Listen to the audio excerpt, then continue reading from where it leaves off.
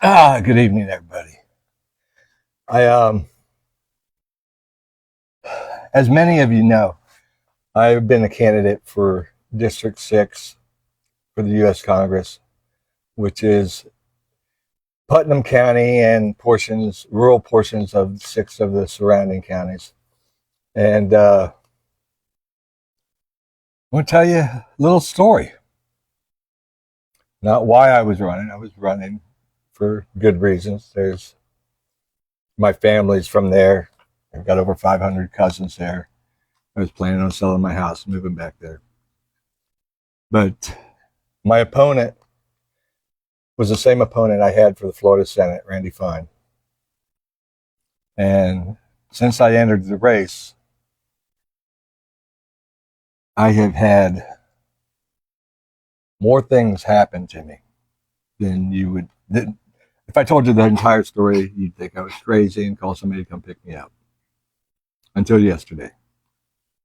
And then I had actual evidence of who did it. I mean, my daughter got a phone call from Florida Power and Light in January asking her to sign an easement for some land that my former construction company was a trustee of. Well, I never have had any land, never have been a trustee, so I knew it wasn't me. I called the Florida Power and Light guy, and he said he'd send me the easement form, and I was really curious, and left for a cruise for a few days and came back and called him up, and he thanked me for so quickly signing it and getting it back to him, and found that strange. And one of my major supporters and helpers, who I really feel sorry for tonight because she's gone through the same thing that I've gone through, being continually hacked, that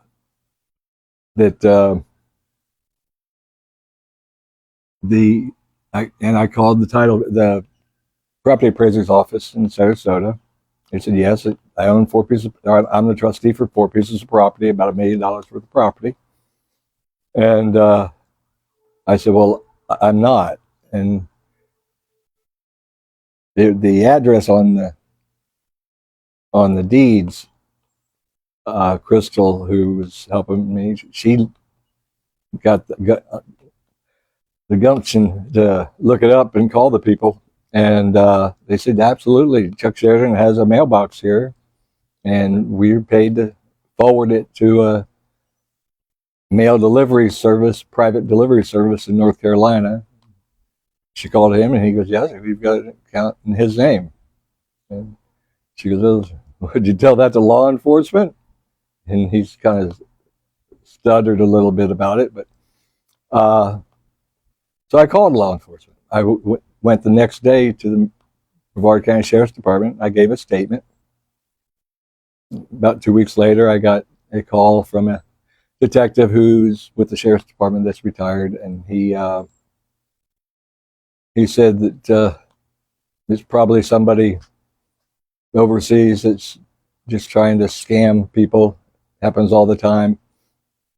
And I said, no, this is a little different, I think. And I said, well, he goes, well, I'm not driving to Sarasota to investigate it. I go, well, can I get a copy of your report? He goes, I'm not doing a report. I said, okay, can you do something? He goes, I'll make some notes. I'll send something over to the sheriff over there. And nothing happened. So I called the FBI, the Tampa office. They put me to the Jacksonville office. They sent me to the DC office, who sent me back to Jacksonville. That's been going on for a month. But yesterday, about 8 o'clock in the morning, I sat down here to do these, I was going to call them Chuck's front porch talks, or something I've been trying to do the entire campaign, but every time I do it, something seems to happen and stop it. I've gone through 4 or 5 phones already that just I lose every morning. every permission on every app is gone. And I did trace it to a Michael Prince, one of them that I was up that night and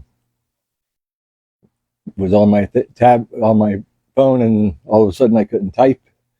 And I checked my Google Maps, and it came from a Michael Prince in Jacksonville that was awarded a contract at the Port Authority, has an IT business, and drove 20 minutes home and finished it. I said, well, so I reported that as well. Nothing happened. I've been calling the DC office, filled out the paperwork that they have for. They tell you there's forms for this for cyber crimes and land fraud on the internet. Just fill them out, and if we think there's anything, we'll get a hold of you. Well, I did that, and still nothing happened. But yesterday, after I sat here and talked for 23 minutes, telling you why I was running for the office, which I want to thank the 8,000 people in District 6. I tried to state all 7 of the counties, but they are included in it. But I got 8,000 votes from the mail-in voters, and about a third of what Randy Fine got. But still, he spent $25 million so far. I haven't, so I don't have $25 million. I live on Social Security, and I would, if I got to to DC, I'd fight to keep your Social Security, because I lost my wife, and one Social Security check doesn't cover it. But I went inside and tried to see why my phone stopped. Or I wanted to look at the live feed and see how I did, if I stumbled or stuttered or talked too much or rambled a little bit, which I tend to do sometimes. But my phones all had my apps locked. It said I'd tap them, they turned black. I'd tap them and it said, "You're in focus mode, wait 2 minutes." I tapped them again a couple minutes later. They said, "Wait 5 minutes." And then the next time you tap it, it's wait 10 minutes. And they weren't unlocking. So I went to my laptop and I opened it up, and I started to log in, and then I got a blue advertising screen that was advertising nothing. It just had 3 boxes with 3 prices on the bottom and big blue picture. And I guess it's somebody's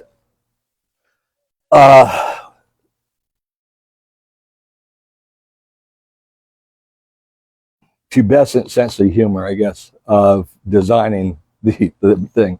I was able to get to the bottom of my screen and get to my files and the open apps, and I closed everything, and it still stayed there. I tried opening my device manager, but the blue screen stayed in front of it, so I couldn't do it. So I turned the computer off and rebooted it in safe mode and deleted the Google and Chrome from my computer, and then rebooted it up.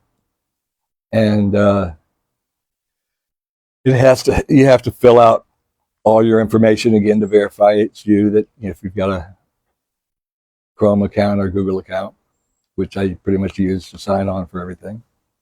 Well, I moved my my mouse across to the box where it says first name, and as soon as I tapped it to type, it said Randall, bold letters underneath it. And I went to the last name, tapped it, and it came out bold letters, Randall. So I figured, I needed to enter his birth date.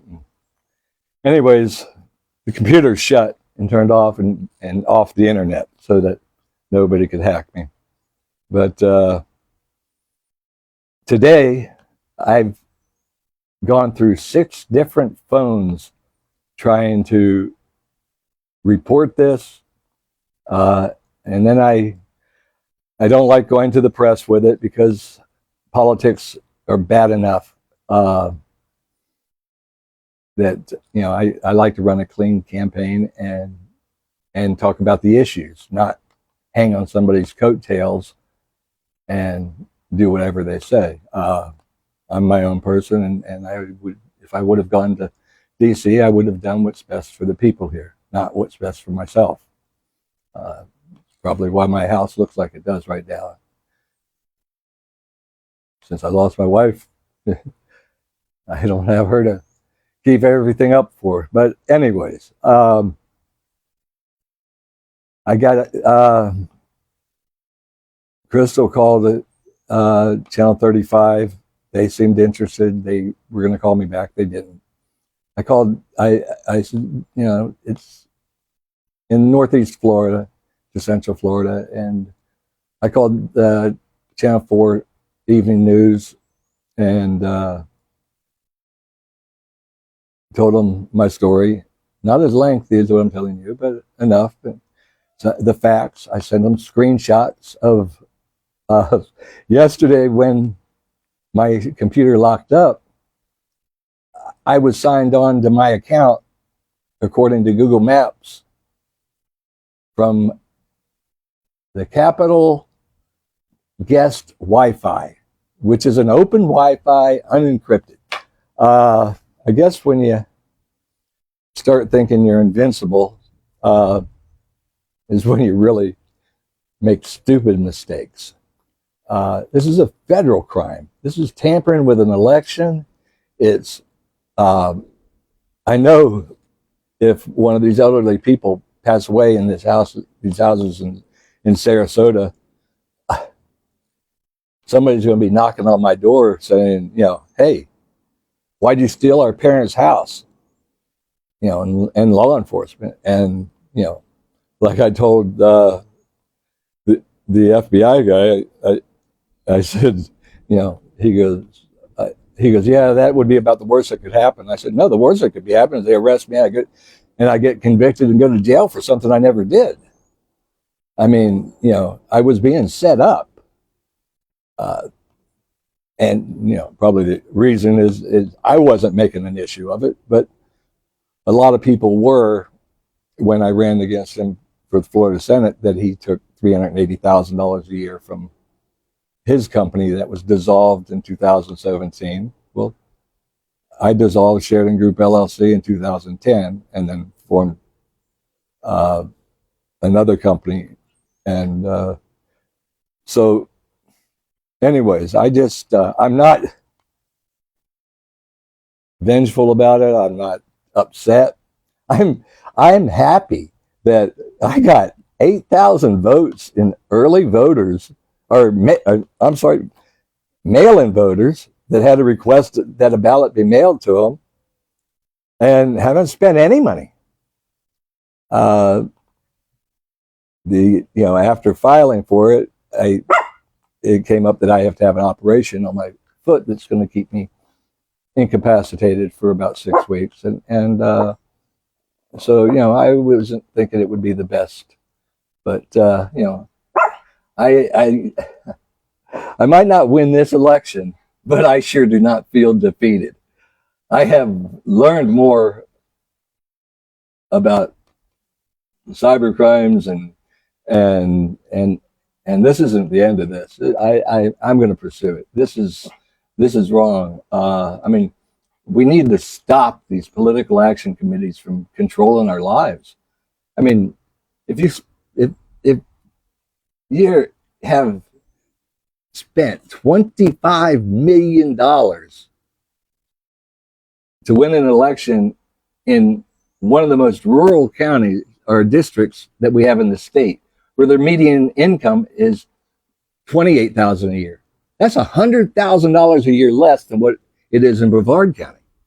And I don't think my opponent went door to door with door hangers. I was on my way back from Tallahassee filling out my paperwork, I went to my cousin Terry's, and it's a sand road, and white fine sugar sand, probably 100 mesh sugar sand, very fine, hourglass class sugar sand. Well, I'm lucky my car has a polycarbonate shield on the bottom, because there was an area where the trees got kind of close together, and now I'm doing the rambling thing. So don't hang up on me or stop watching, because it is kind of funny. I thought if I got up with enough speed, I could get across it. And I got all but about 8 feet from the end to, it was only about 40 feet of the sand that had a deep root where everybody has trucks. So the trucks in the softer sand that, you know, so I walked to my cousin's house, and he came with the truck and pulled me out. But, you know, but it was probably one of the most enjoyable evenings I've had since my wife passed, and sitting there that night, reminiscing about growing up. His father had polio and raised 6 children. Lexi, come here. And you know, we were family, and that's why I have so many relatives up there. My grandparents got married when they were 15, 16 years old. My dad was born in 1922, and his 5 younger brothers were born up there in Green Cove Springs.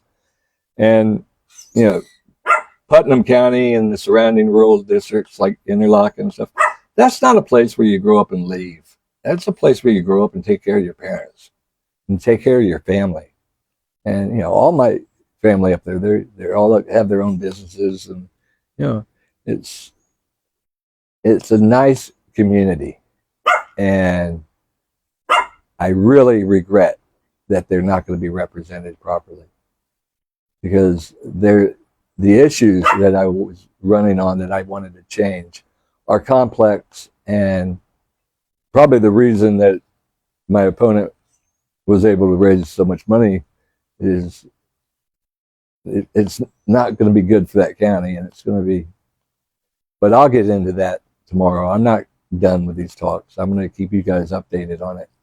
And anyways, I'm going to go in and turn on channel 4 in Jacksonville on YouTube and see what they say about it. I'm interested to see how many votes. Oh, and the fact that I got 8,000 votes on the ballot, or on mail-in ballots, and I wasn't on the ballot properly. I chose to go as a write-in candidate because I knew that Randy would outspend me from the middle of December to the middle of January, 1 month. I mean, 1 month isn't enough time to raise enough money to find a good yard guy. And he had millions in his account, so he resigned before he ever was sworn into office. Not effective until 2 days ago, but he failed the people here in Brevard County that voted for him, because he had 2 flyers in their mailbox every day, and and you spend enough money, you get name recognition, you go in the voting booth, and a lot of people just go, wow, yeah, I remember that name. But I'm proud that I got that many votes, because the population of that county, each one of them could have got a $100,000 check, each of the voters, for what was spent on that campaign. I'm really curious how tomorrow is going to go, because it's 120 miles from here. Our TV stations don't reach there. How they work is, we've got TV stations in Tampa, TV stations in Jacksonville, and TV stations in Orlando that cover Brevard County. we don't get channel 4 here, and they don't get channel 2, 6, or 9 either. So it's going to be interesting because I'm listening to, was watching TV, and every other commercial seems to be a Randy Fine commercial. They're not that good at commercials. I shouldn't say they're fine, but you know, I do not feel, might not win this election, but I sure don't feel defeated, and I'm not done. I'm at a point in my life where I've had a unique life with many experiences that most people don't have, and I've continued my studying and education throughout my life. So I think I would have done a good job up in Tallahassee. I mean, in DC.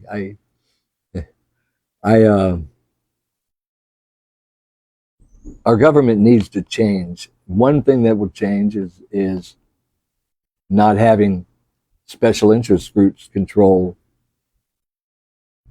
our Congress and our Senate.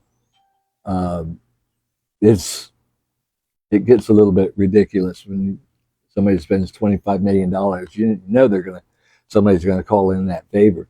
So I was offered money during my campaign. I didn't take it because I didn't want to be. I wanted to go up there with not owing anything to anybody but the voters. But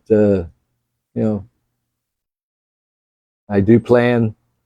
I had already filed my paperwork to run for county commission, and I will probably refile that paperwork as soon as I do my final campaign report for this office, and seek that position, and probably start my campaigning now. Because the major issue here that I will address as your county commissioner is also going to affect Putnam County drastically. I wasn't going to go into this, but I'm going to do it anyway.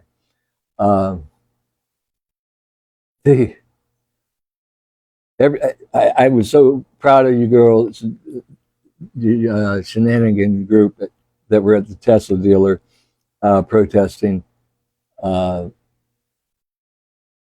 wanting to pipe their wastewater to the Sykes Creek wastewater treatment plant. Well, when I grew up here, we used to water ski in Sykes Creek, and the Audubon. I mean, it's a wildlife sanctuary. They're going to cross 3 bodies of water with a pipeline and pipe water there until they get a water treatment plant built on the west side of Port St. John, which runoff water there will go into the St. Johns River. Well, right now, SpaceX alone, they're allowed to dump 3,000 gallons of wastewater in the river. When they rinse off that booster rocket and the liftoff, that 500,000 gallons of water at liftoff, it contains a lot of soot, which contains a lot of CO2 from burning super high octane kerosene. It's not just kerosene; it's got a lot of heavy metals in it, and it contains a lot of carcinogens. And there's only been one study in the world, and it was in an island north of Australia where they had a power plant that they used kerosene as a fuel, and their entire barrier reef died.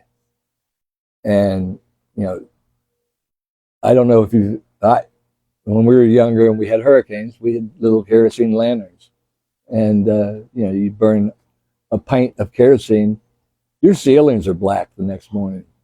And burning 980,000 pounds of it, puts out enough soot to I've got the actual quantities, which I'll go into that at another time.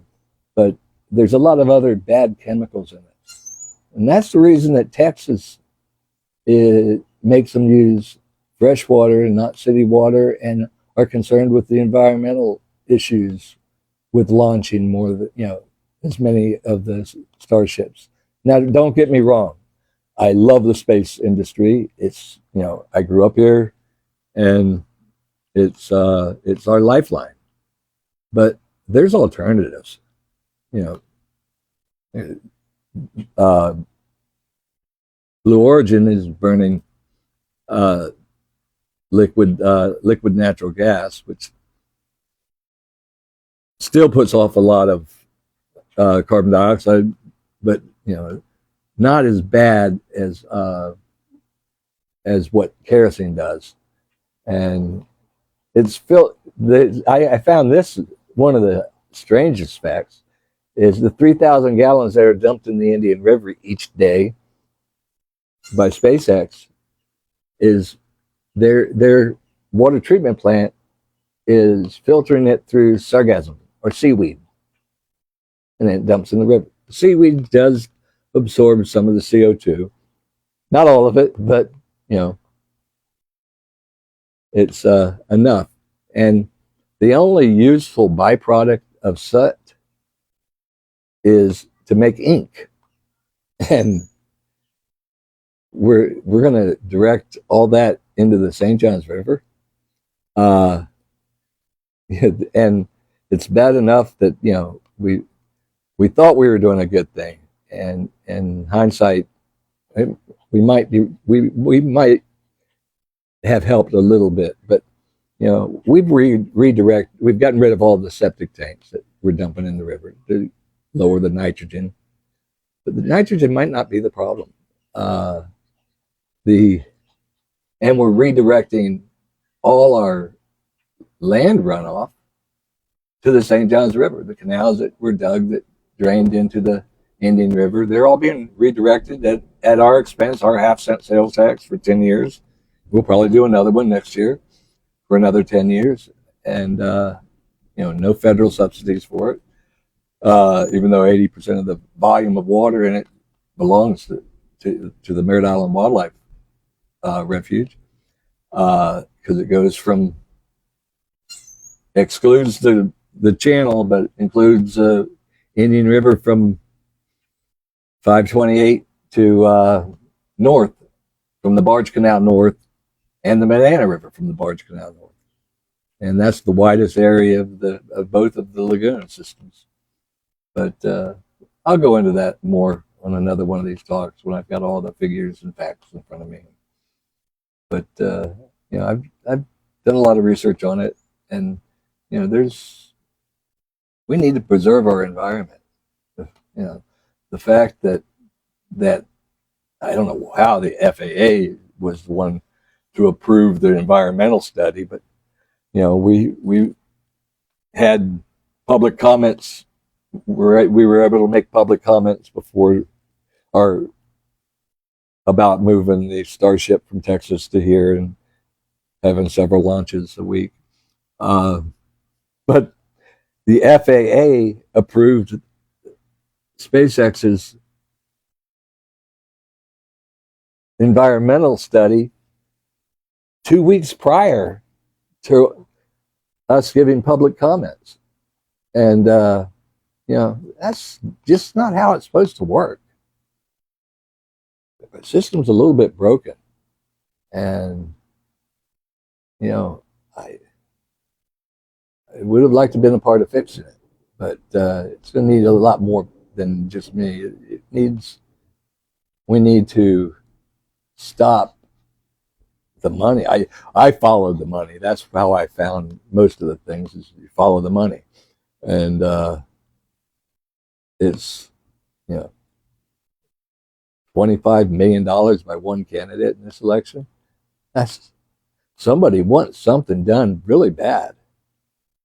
I mean, I'm I'm going on too long. I'm starting to ramble. I'm tired. I didn't get any sleep last night because I didn't have any internet. And I have a Spectrum business modem, Spectrum personal modem,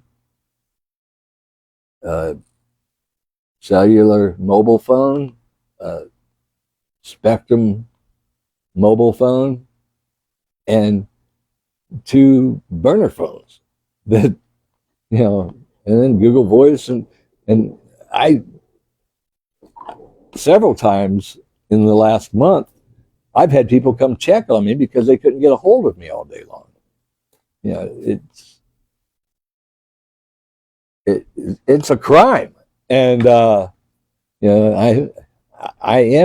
do feel like I'm a victim, and I consider myself a fairly intelligent person, and I just can't fathom why I would be attacked so much when I wasn't putting that much effort in campaigning.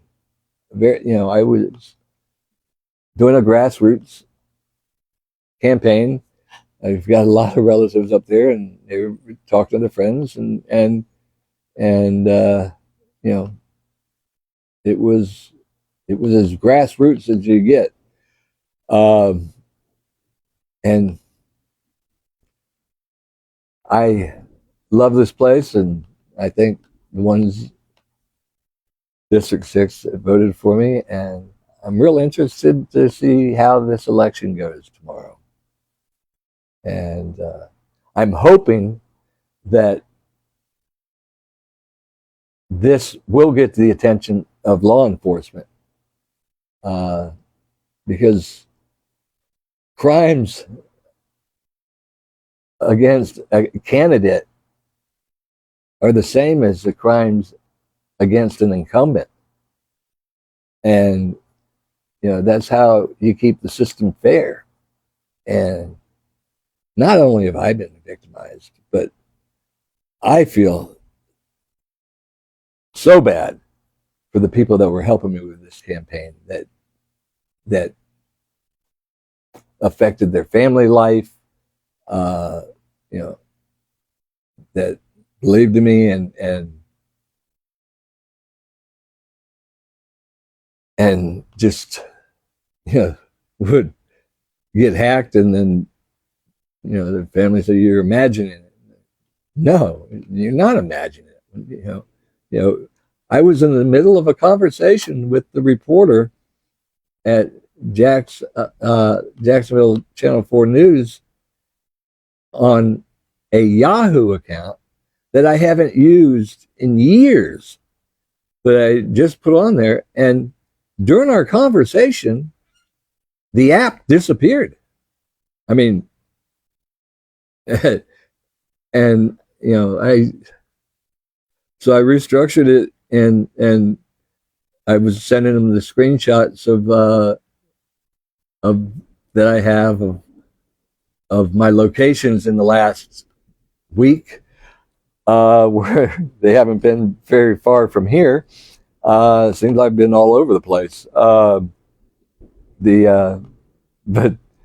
I was sending them screenshots of and paperwork of that was evidence that shows that this isn't my imagination, or being vengeful, or trying to do a last minute grab on the election. I'm not that type of person. And and the second call, so as I was had attached the pictures to the email and composed. He wanted me to tell a little story so that they were going to try to get it on the air tonight. And as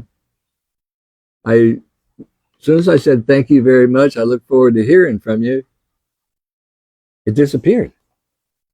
I mean, the email just disappeared, and I didn't have that Yahoo account anymore. I mean, the whole Yahoo app disappeared. And it and then when I got it back up, I haven't received are done anything according to the past 8 days were completely deleted off every message on all my apps, Google and Yahoo, and my uh, Outlook.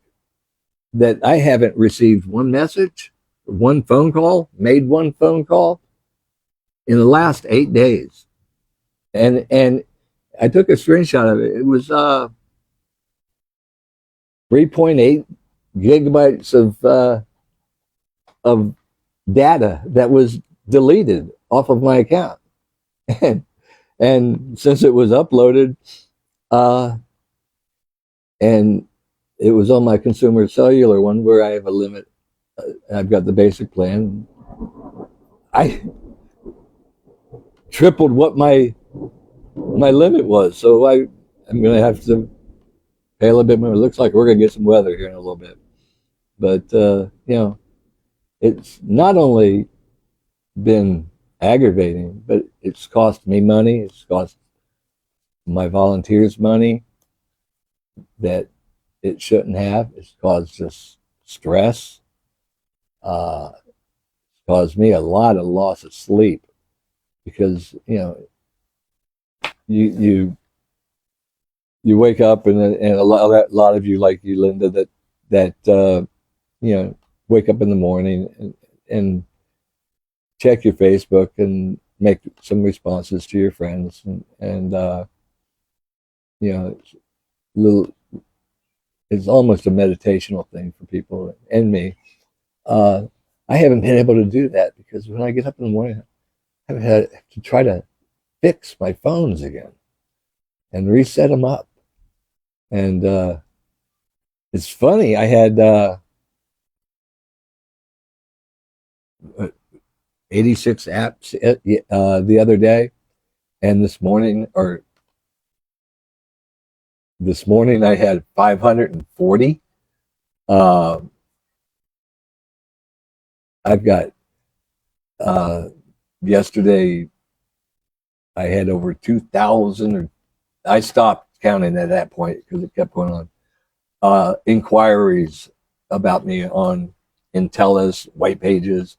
I'm hoping they were voters looking into me because I I tried to request that my information be removed from it, but I was able to get where if you do a search on me, I get notified of it, and I recommend you all do that. You go on the sites and tell them if somebody's searching for you,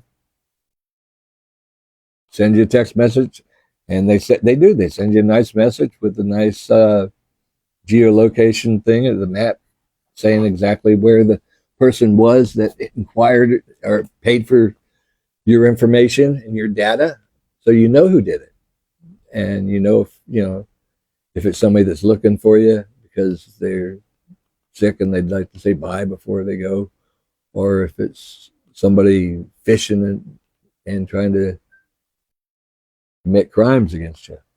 Uh, it's a law that we should have. That if people are selling your data, you should be notified of it. But there's a list of things that would have loved to help change, and but there'll still be time. According to a lot of scientists, baby boomers are going to be the longest living generation in history because 90% of the losses were baby boomers through COVID. So the rest of us should stay pretty healthy. So, anyways, I've got a birthday Thursday and Friday go in for surgery and spending the next 6 weeks in bed with my leg elevated above my head. I still trying to figure out how I'm going to do that. But anyways, you guys have a wonderful evening and get out and vote tomorrow, whether it's here, District 6, or wherever you're at. Make sure you vote. And, I said earlier I didn't finish it, but I wasn't on the ballot properly. on the drive to Tallahassee, I decided to do it as a write-in candidate. And because you can't do a nonpartisan candidate if you've been a member of a party in the last prior 12 months, which I was since I had ran as a Republican, been a lifelong Republican. But I figured that, the extra 2 months would help me, take it to April 1st. And I've got to give some kudos to Governor DeSantis for having a sense of humor, because of after Randy's comments after his contempt of court hearing, where he called it a fornicating clown show, screaming it to the press. And I know you've all seen the pictures. Having an election to fill this seat on April Fool's Day is classical, because we're all fooled by this one. And so take your vote serious tomorrow. Study the candidates. Look at their campaign reports. See where they got their money. See why they're sending you 2 mailers a day that cost about $5 to $6 each. Some food for thought. I've got a camera over here that's getting wet, and my phone is waterproof, so it's okay. But I think I need to go in and rest a little bit. So you all have a wonderful night, and get out and vote tomorrow. Thank you.